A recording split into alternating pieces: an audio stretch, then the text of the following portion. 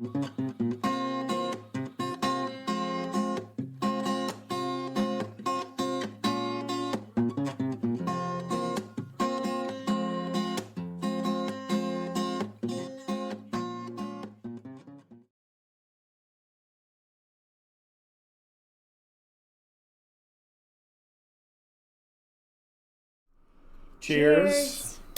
from Project Vagabond. Last week we did the Meridian 459, and this week we're doing a little bit larger boat, a little bit older classic boat, the Fleming 50. Mm-hmm. And it is an older boat, but it's remodeled. So we're going to give it a chance and see how it goes. Let's see what we see. Yes. All right, here we go. Side of the boat here, and I really like the fact that the sidewalks go all the way up, and I like the fact that they go all the way around, and this is part of the classic feel of the Fleming. It's a very solid boat. I would give it that. Yeah. When you're on it, when you're walking around on it, it really feels like a very solid, great structure. Mm-hmm. Good looking boat. Yeah. It's a classic trawler. There I am. Yeah. Here's a Salon. You got classic hardwood in really good shape. I think they probably redid it. It's pretty bright in there too, I would say. So here, this is, I think, probably one of the best galleys that we've seen on any boat. It's got a nice round countertop. It's got a double sink, dishwasher, microwave, garbage disposal. I mean, this is like an apartment-sized kitchen. Mm-hmm. It's very comfy in there.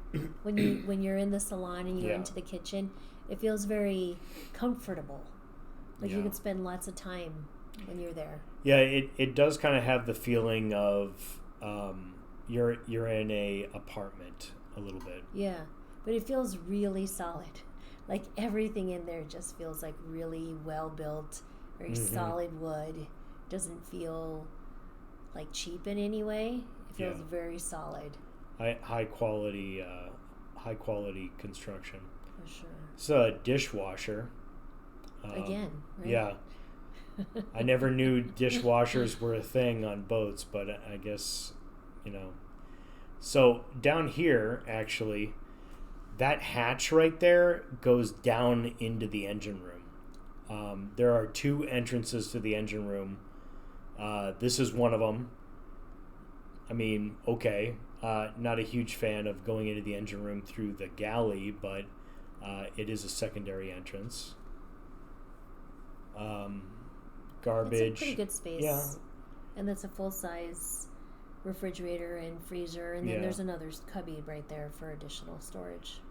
Now this guy, he did new electronics, a lot of new stuff here. He has your separate thrusters and gears. Nice working space there with like a wraparound couch. I think this would be a really good place to work. Yeah. And especially when you're on a call. There's not too much light going on in there. And this guy obviously worked on his boat. Going down from the galley into the lower deck. Yeah. Below deck. And to so the right is the first stateroom there. Yeah. There's bunk beds. This is going to be a theme you're going to see. I think the bunk beds though here, it felt bigger than it looks like in the camera. I don't know why. I just remember thinking, oh wow, that's quite a good use of space. Yeah, so the stateroom 2 and stateroom 3 are both separate individual beds. This is the third stateroom. Which I like as well. I think it's good because you can have multiple people in there. I mean, even if we were a couple visiting someone's boat, I wouldn't Yeah. I mean, you're close enough. If we had our couple friends on, it's good enough space in there as well. Storage is okay. Yeah. In general, it's comfy. I mean, this is a 35-year-old boat. It's in pretty good condition, at least above the in the cabins. This is the main stateroom. It's a little bit small for a main stateroom. It's got a queen bed. It's got one kind of little storage cabinet there. Not too much. Not like portholes don't have. There's not very many of them in there. You really do have a feeling that you are below deck. You got this one. You got a full shower, sink, and head that's attached to the main stateroom. Again, a little bit small for a master stateroom, but it is what it is. Here is the common area head that is shared by the two second and third staterooms. I was surprised at this point because you got a washer and dryer here. Okay, that's fine, but then look, it's in the shower. So you can shower and wash your clothes at the same time. So the thing that doesn't compute for me is it's a appliance that runs off electricity in the shower. So but obviously they use the shower. I mean, you see all the supplies there, so it's possible. Okay, so now we're getting below deck. Now we're in the engine room. You can see that there's already a lot of corrosion and rust in this engine room. So I kind of felt like whoever was maintaining and upgrading this boat, I felt like they spent a lot of time above deck and not a lot of time below deck. Which is okay, because you spend time customizing to the way you want it to be, right? And so some of these things, knowing the age of the boat, there'll be maintenance for sure for for a boat this age. That's the ladder right there that goes up into the floor of the galley that we looked at earlier. I mean, for the most part, I think I was a little bit disappointed by the engine room. It was very old and dirty, lots of rust and corrosion everywhere. It has Caterpillar engines. Yeah, it's got some good engines. The other thing what did you think about the space in there? It was cramped. Yeah. I mean, the whole thing is very tight. That could be a good thing too. If you have to reach anything, you literally just turn your body and you can, address it. The one thing I really didn't like about this engine room, and I don't think it's in the video.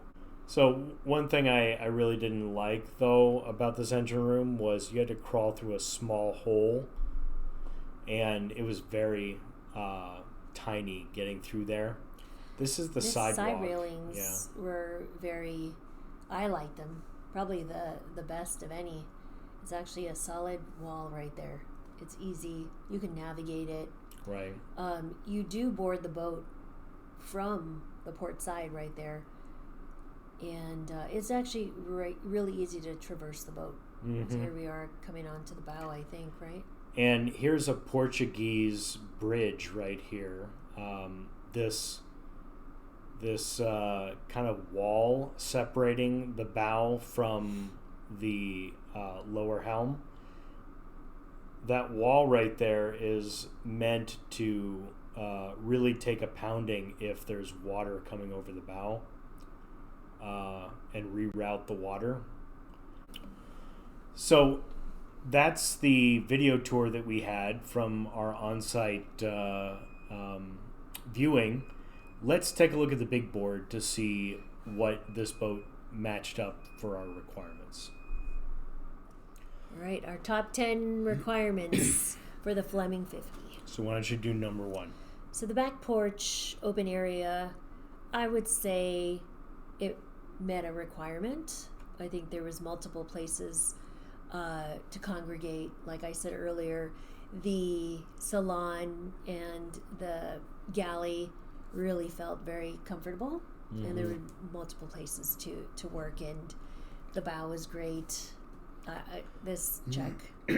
Salon was a little bit small, but it did have a nice cockpit in the back that you could do things with, so I agree. Okay. Number 2, it did have 2 engines. It was diesel. This particular boat had more than 5,000 hours, so it certainly got the depreciation, which is why, this boat was even in our price range to begin with because of that depreciation. But I do have to say the engine room was kind of neglected. There's a lot of rust. There's a lot of corrosion. I kind of felt like there would be a lot of money we would have to dump into that engine room. As far as the 1 gallon per mile, it does meet that.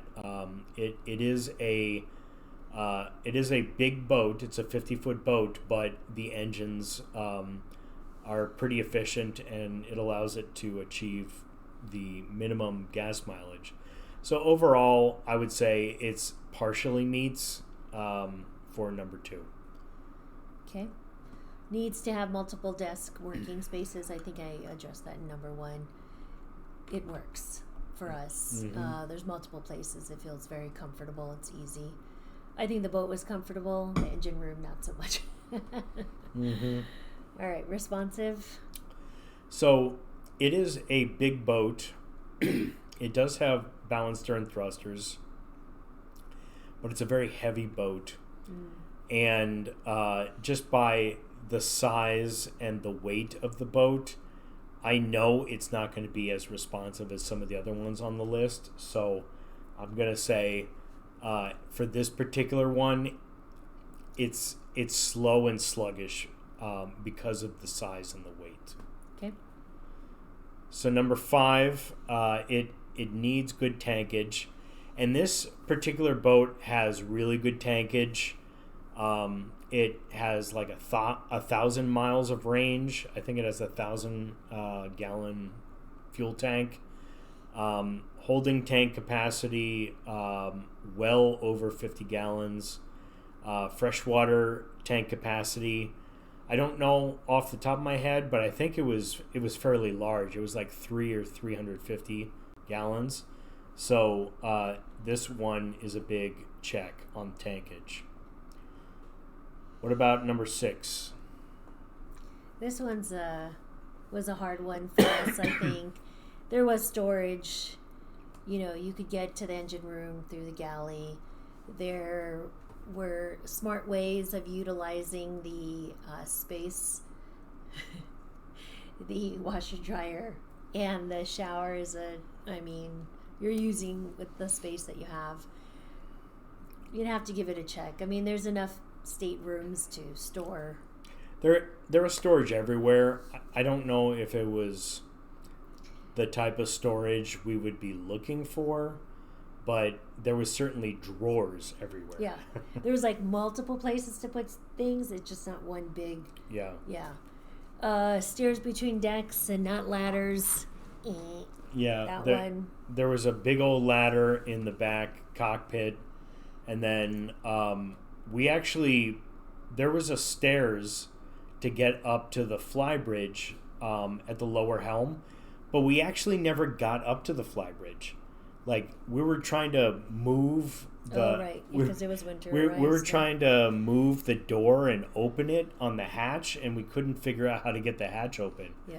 So but it was ladders. Like, yeah, you didn't really see stairs except to go to the lower deck. Yeah, it's definitely a classic boat that has ladders everywhere, and the stairs to get to the flybridge were not intuitive.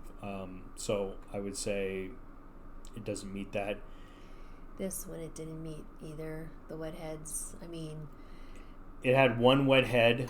While you're doing laundry, you can also take a shower. Multitasking. Yes. I mean, that's great.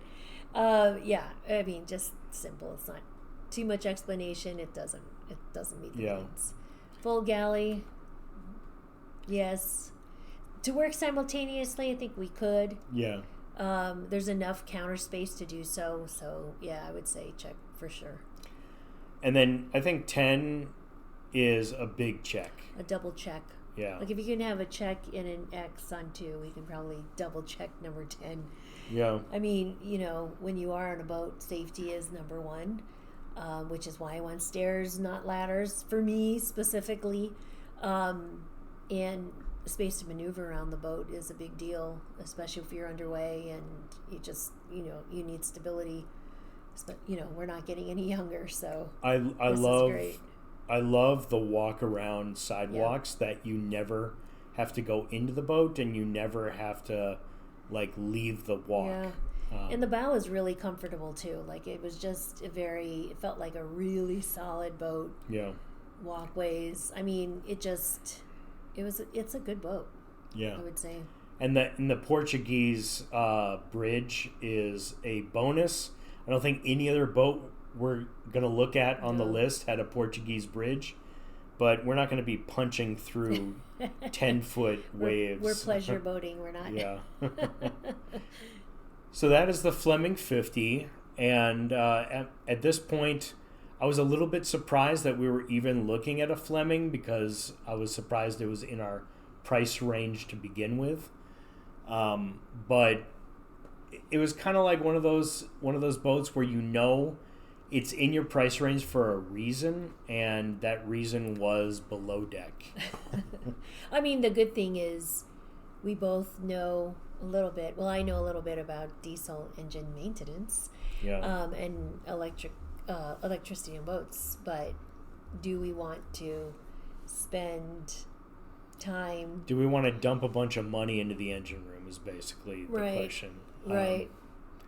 I mean, the rest of the boat is really nice, and it would be really cool to have a Fleming. Mm-hmm. You could go anywhere and do anything. It's going to come down to, at the end, like how much work and how much money do we want to put into a boat like this. So, well, we'll see. Yeah, we'll see. Next week, we're going to review the Carver 43. Carver 43. Yeah. Okay. And the Carver 43 is an interesting one. It wasn't on our list at all. That one either, yeah. Yeah, and when we saw some of the videos and pictures of it ahead of time, it was surprising that it was different than any Carver we'd seen before. So we're going to review that next week, and until then... Cheers from Project Vagabond. Happy safe boating boating, and happy boating. See you next time.